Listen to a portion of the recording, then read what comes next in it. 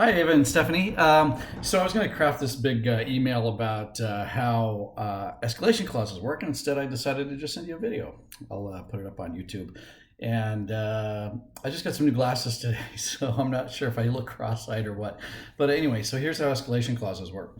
Um, there's a one-page form that is attached to the contract that literally says, I will pay X amount more than the next highest offer up to a certain amount. So as an example, you might say, I'll pay $5,000 more than the next buyer up to 950,000. And if the if the next highest buyer is 900,000, then your price is 905. That's how that would work. Now, the funny thing is, the seller doesn't have to abide by it because they're not a part of that contract. You're just simply saying that you're willing to do it, but they don't have to take that. But 90% of the time, honestly, they do because they're getting more than the list price. The danger would be if you were the only offer and the list price is 850, and you offer to pay $5,000 more than the next highest offer up to 950. And you're the only offer, meaning your price is 855. Well, the seller will frequently balk at that and try to get you to maybe split the difference or something. But in this case, looks like it's going to actually have multiple offers.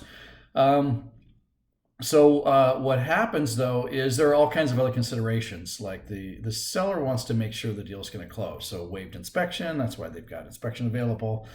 High earnest money is good.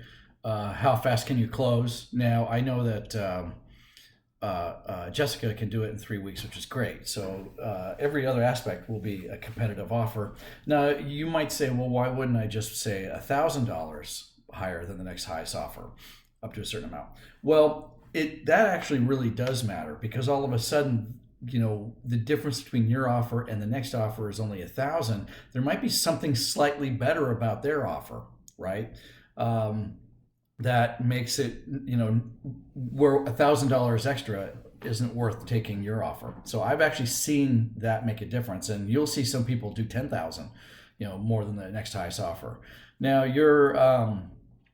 so really make that the most you can stomach, and that's the conversation all the other brokers are going to have with their clients. Is, you're going to make an offer $5,000 higher than the next highest offer. Well, how are you going to feel if you lose out because somebody paid $955 for it? Or let's say that you're willing to pay $920 and you find out it sells for $925. How are you going to feel about it?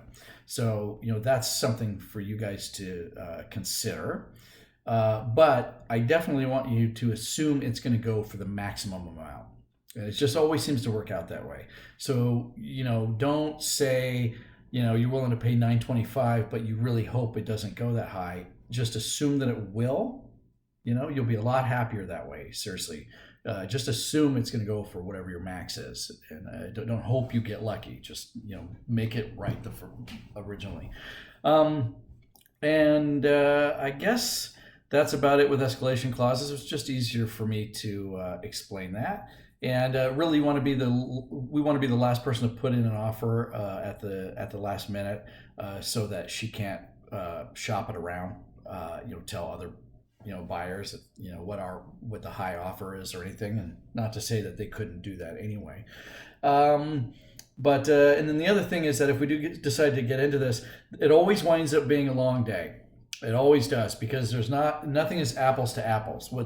If we're lucky, what's really going to happen is we'll be one of the top three, and then you'll have some hard decisions to make.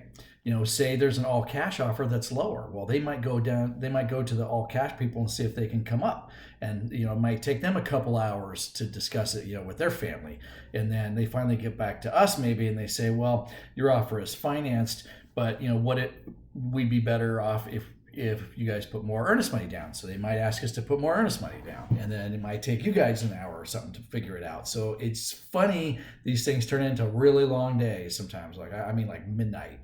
So anyway, I hope that laid down some good expectations there. And it's worth taking a shot at anyway. It's not going to cost anything. If you decide to go with their inspection, which most people do, but I don't want to force you into that. If you decide to go with the inspection they did, it's The barrier to entry is nothing. So anyway, that's my 2 cents, and please let me know if you have any questions. Thanks.